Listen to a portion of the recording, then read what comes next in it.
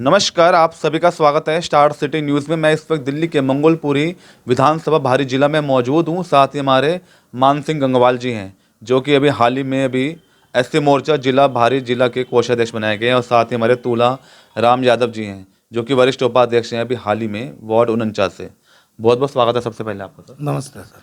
सबसे पहले सर मैं आपसे सवाल करूँगा, अभी उत्तर पश्चिमी जो आपका लोकसभा है, यहाँ से जोगेंद्र चंदोलिया जी कैंडिडेट बन के आए हैं, तो क्या कहना चाहते हैं उनके बारे में? सबसे पहले मैं चंदोलिया जी को कहूँगा और बहुत शुभकामना दूंगा कि चंदोलिया जी बहुत ही बढ़िया, और ये हमारे जो मोदी जी का जो डिसीजन रहा है बहुत ही बढ़िया डिसीजन रहा है। और मैं ये कहूँगा कि पहली बार हम ये सीट बीजेपी को देने जा रहे हैं। ओके, पहली बार। और ये आज मेरे से चाहे स्टैम्प पे लिखवा लो आप, क्योंकि हमने मेहनत जो की है उसका परिणाम तो हम दे के रहेंगे। तो क्या लगा मोदी जी की गारंटी चल रही है इस बार सर? मोदी जी की गारंटी 101% चल रही है। आप जो भाजपा में जुड़े हैं, लगभग कैसे आपका जर्नी स्टार्ट हुई सर? भाजपा में जुड़ने का तो क्या, पहले मैं समाज सेवी था भाजपा से।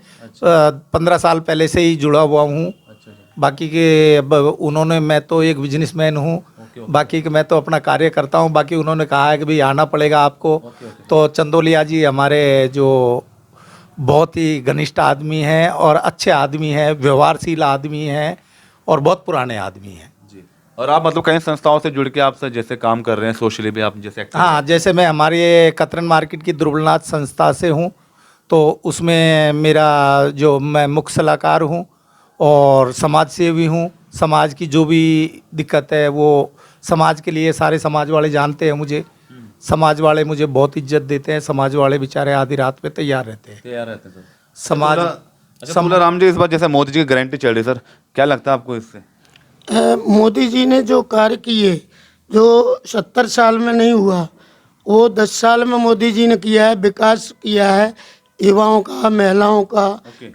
और साथ ही साथ जो हमारा विकास हुआ है सड़कों का, हाईवे बनाए गए, और हमारे जो तेजस विमान जैसे, और जो अभी अग्नि 5 का वो हुआ है, जो हम विदेशों से हथियार खरीदते थे आज हमारे यहाँ बन के वो निर्यात हो रहे हैं। तो हमारी इकोनॉमी भी बढ़ी है। और हमें मोदी जी की गारंटी है, आने वाले समय में हम पूरे विश्व में तीसरी महाशक्ति बनने जा रहे हैं। मोदी जी ने जो किया है, और किसान, जो छोटे किसान थे उन्हें देखो 2000 रुपये के हिसाब से जो किस्त। और सबसे बड़ी बात है कि जो पहले दलाली बीच में होती थी, अब डायरेक्ट पैसा ना उनके खातों में जा रहा है। हमारा अगर विकास हो सकता है तो मोदी जी के नेतृत्व में हो सकता है। सर आप क्या कहना चाहते हैं मान सिंह जी, मोदी जी के आने से इन 10 सालों में क्या बदलाव देखते हैं? बदलाव तो बहुत कुछ है। वैसे तो ये विपक्ष वाले वैसे ही लड़ रहे हैं। बाकी शायद मोदी जी को, जो मणिनगर से मैं जानता हूँ, मोदी जी जहाँ रहते हैं, और मोदी जी, मेरा डेनिम फैब्रिक का काम है, और मेरे जो जिनसे मैं माल लेता था, एक हमारे जोशी जी थे, उनके फ्रेंड थे मोदी जी। तो मोदी जी की कमेटी में थे जब मोदी जी मुख्यमंत्री थे। तो बहुत ही नाइस आदमी है। और मोदी जी के पास लोग कहते हैं क्या, वहाँ भी कुछ भी नहीं है। मणिनगर में भी लोगों को तो चाहिए कि बस खाली पुनी का सांप बनाना। बाकी मोदी जी के पास वहाँ भी कुछ भी नहीं है, अपना भी नहीं है। बेचारे के पास क्या ले जाएगा वो, क्या राजनीति करेगा?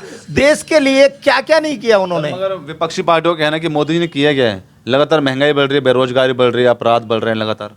पर अपराध बढ़ रहे हैं, अपराध तो कम ही हुए हैं। विपक्षी तो कहेंगे अपराध। देखो पहले कांग्रेस के टाइम में, पहले आए दिन जम्मू कश्मीर में जब हमारे जो ये जवान लोग थे, उनको एक ऑर्डर के लिए, गोली चलाने के लिए एक ऑर्डर, परमिशन लेनी पड़ती थी। आज मोदी जी ने वो परमिशन खुद स्वयं उनको दे रखी, स्वयं की रक्षा स्वयं करो। तो इससे बड़ी क्या बात होगी? आज हमारे देख लो कि दिल्ली में या कहीं भी हमारा ये बॉम्बे हाईवे, एक राजस्थान बॉम्बे हाईवे यहाँ से यहाँ तक बना है। इतना 3-4 घंटे हमें दिल्ली से निकलने में लगते थे, आज हम 1.5 घंटे में मेहंदीपुर बालाजी पहुँचते हैं। सर दिल्ली की राजनीति में क्या देख रहे हैं आप? अब वो तो आम आदमी तो सारी दुनिया को ही दिख रहे हैं। आम आदमी तो कैसे है? आम आदमी तो जब जो आदमी जिसने बाप को ही छोड़ दिया तो बेटा क्या करेगा? वो तो पहले से ही ये शराब के ठेके खोलना, लोगों को नशेड़ी बनाना, औरतों के घर में चूल्हे ना जलना। तो इससे तो क्या लगता है मान सिंह जी, आने वाले 2024 के बाद फिर विधानसभा चुनाव में 25 में, जिसको लेके हम 70 सीटों पे बात करेंगे, क्या लगता है इस बार क्या माहौल है इस बार जनता में? नहीं, जनता ने बिल्कुल ठान लिया है। जनता का पूरा वो है विचार कि ये जो ये क्या नाम से केजरीवाल है, केजरीवाल जी नहीं आएंगे, नहीं आएंगे, नहीं आएंगे। सर आपकी जो मंगलपुरी विधानसभा यहाँ से कितना समय हो गया बीजेपी से विधायक नहीं बन पाया सर? हाँ बहुत टाइम हो गया सर हमारे। कोई वजह वजह तो क्या है कि पहले वो कांग्रेस थी, तो कांग्रेस में राजकुमार चौहान था, तो उस वजह से कुछ ऐसा हुआ। बाकी हमारे काफ़ी टाइम से एक अच्छा कैंडिडेट भी नहीं मिला हमें। चेहरा नहीं था कोई? चेहरा नहीं था कोई ऐसा हमारे पास, देखो साफ सुथरा चेहरा नहीं था। जैसे ये अब चंदेलिया जी आए हैं, सबके चहीता है, बहुत अच्छे आदमी हैं।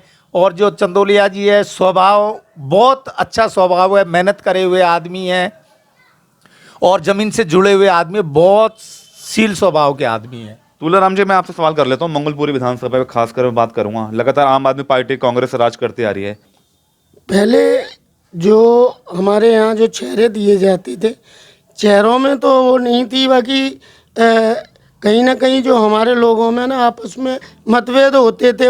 और उसमें क्या था, एक लालच था, मैं लड़ूंगा, मेरा भाई लड़ेगा, या वैसे नहीं है तो उसे हराना। कार्यकर्ता जो थे मंगोलपुरी के, वो कार्यकर्ताओं को ही हराते थे। अच्छा। क्योंकि जो एससी के खासकर, क्योंकि ये एससी सीट है। अच्छा। लेकिन कुछ समय से जब से मोदी जी आए हैं, उसके बाद बदलाव हुआ है। ऊपर से अमित शाह जी थे, तो ऊपर से शक्ति भी हुई है कि अगर जो ऐसा करेगा, पार्टी जिसको टिकट देती है, तो टिकट का मतलब है कमल का फूल, ठीक है, गुटबाजी नहीं। तो कार्रवाई भी हुई है, तो अब अच्छे लोग आ रहे हैं। और मानसिंह गंगवाल जी जैसे लोग समाज सेवी भी जुड़ रहे हैं, तो संगठन से भी जुड़ रहे हैं जो नहीं जुड़ते थे। दीपक जी जैसे दोबारा बने, तो मेहनत।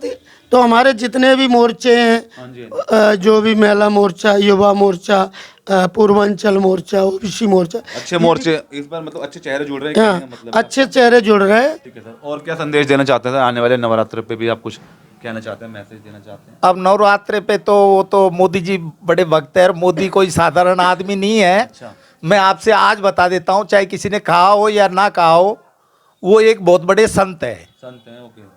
अगर आपको लगता है, कोई भी आदमी अगर ये सोचता हो मोदी एक आम आदमी है, मोदी जी अगर एक आम आदमी है, तो भूल जाइए। मोदी जी के अंदर आदि शक्ति, आधे संत है वो। ओके। आधे संत है, पूरे संत है, पूरी तरीके से संपूर्ण है वो सब चीज में, उनको कुछ नहीं चाहिए। Okay okay. तो मोदी जी के विषय में तो मोदी जी की तो बड़ी चर्चाएं हैं। मोदी जी को शायद मैं जानता हूं, जितना मैंने सुना है, मैं उनके कोटे से कई बार अहमदाबाद से मिलों से आया भी हूं, उनकी टिकट उनके कोटे से कई बार आया भी हूं। जब टिकट नहीं मिलती थी तो उनके कोटे से आता भी हूं मैं अहमदाबाद से। तो मोदी जी, देखो मोदी जी के नाम पे ही, और ये पूरा क्षेत्र एक। अब ये विपक्ष वालों की रही बात, विपक्ष वालों के तो जब किसी आदमी को जब अंगूर हाथ नहीं आते ना लोमड़ी के, तो वो कहती है कि भाई ये खट्टे हैं। तो अब मोदी जी से जीतेंगे कैसे? मोदी जी पे तो लाइसन लगाएंगे ही लगाएंगे। मोदी जी से बोलने से फायदा क्या है इनको? अब देखो आपने ये जो ये कि भी हम 31 इसको एक रामलीला मैदान में कितने आदमी थे? कहीं कुछ हुआ? पूरी दिल्ली में आपने सुना कुछ हुआ? कुछ नहीं हुआ। नॉर्मली देखो, दोषी है तो वो दोषी है, दोषी है वो दोषी है। बीजेपी का कुछ बिगड़ने वाला नहीं है। बीजेपी के वोट बढ़ेंगे इससे। मोदी जी ने सिखा दिया, चाहे मैं हूं, चाहे दूसरा कोई हो, चाहे आप हो, कोई भी हो, गलत काम मोदी जी करने नहीं देंगे। और ये गारंटी से लिख लो कि मोदी जी के उसी में नहीं, एक अकाउंट में ही गलत काम करिए आ जाए। ओके, ठीक है, धन्यवाद।